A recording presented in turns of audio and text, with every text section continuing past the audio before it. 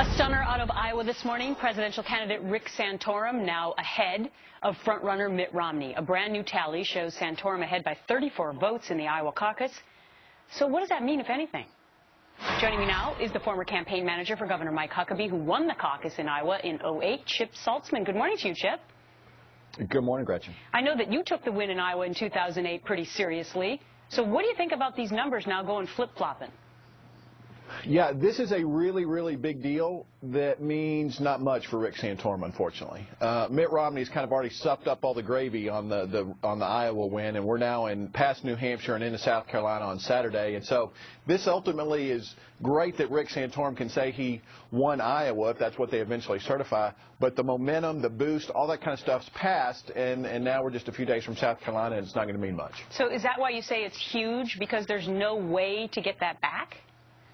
Yeah, you can't go back in time and take this momentum. Look, everybody knew a win for Rick Santorum in Iowa was much bigger deal than a win for Mitt Romney, because everybody felt like Mitt Romney was going to win New Hampshire and then, go down to South Carolina for a rubber match. But what happens in our party is typically the person that wins 2 out of the first 3 is our nominee. Right. And so all of a sudden, after Mitt Romney wins Iowa, then he wins New Hampshire, then all of a sudden everybody talks about he's the guy, it's inevitable, he's running the tables. Even if he doesn't win South Carolina, he's going to go down to Florida. So you start to see this coalescing around Mitt Romney, not just in New Hampshire and South Carolina, but all over the country. Yeah, because if Santorum had won Iowa, and we don't know if they're going to officially declare that or not, but then you would have had Santorum, Romney, and then a question mark for South Carolina. It just sort of changes the whole way in which you perceive it, whether or not it actually matters wholeheartedly. Chris Christie, the governor from New Jersey who has endorsed Mitt Romney, was on our couch earlier this morning. He said that it means nothing.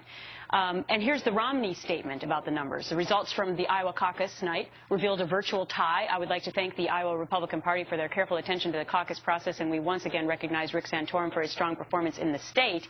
But we've already been over how that tie was perceived. Let me ask you this about Iowa.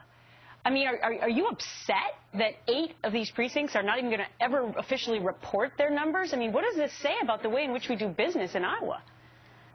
Well, it's not perfect. Obviously, you'd like to have a count that you can depend on. I know a lot of the folks in the Iowa Republican Party, they usually do a great job, and they depend a lot on volunteers. I mean, this is not a professional paid operation like a lot of states have. This is a volunteer-driven situation in the caucus. They usually do a great job. But, Chip, it changes the whole scope, as we've been discussing, about the way in which we pick a presidential nominee, for gosh sake. Gretchen, no question, this is a big deal on the process of Iowa. And I'm sure the folks in Iowa, especially Governor Branstad, the governor of the state, is going to make sure this fixed and doesn't happen again. It is a big deal, and it is a real challenge. I mean, if you're the Santorum campaign, it is a huge deal because they had a chance to be the guy, if you will, after a win in Iowa and ride that momentum, and now we'll never know.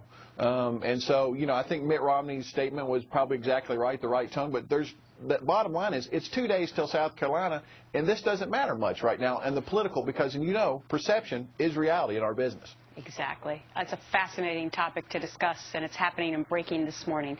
Chip Saltzman, thanks so much for your time. Good, thank you.